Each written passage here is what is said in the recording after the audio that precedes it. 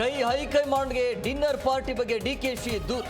DCM ಒತ್ತಡಕ್ಕೆ ಮಣಿದು ಭೋಜನ ಕೂಟ ರದ್ದು. ನಾಳೆ ಪರಂ ಕರೆದಿದ್ದ ಸಭೆಗೆ ರಣದೀಪ್ ಸುರ್ಜೇವಾಲಾ ಬ್ರೇಕ್.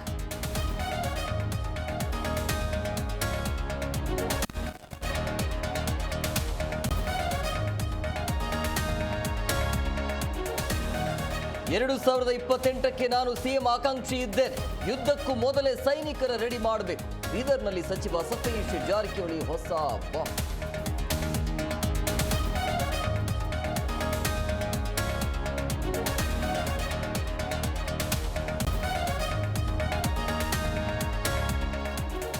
ನಾಳೆ ಚಿಕ್ಕಮಗಳೂರಿನಲ್ಲಿ 6 ಮಂದಿ ನಕ್ಸಲರು ಶರಣಾಗತಿ.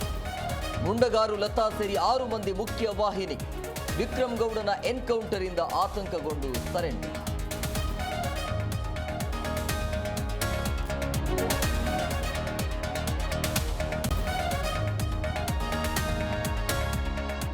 ಹಾಸ್ಟೆಲ್ ಹುಡುಗರು ಸಿನಿಮಾದ ದೃಶ್ಯ ವಿವಾದ.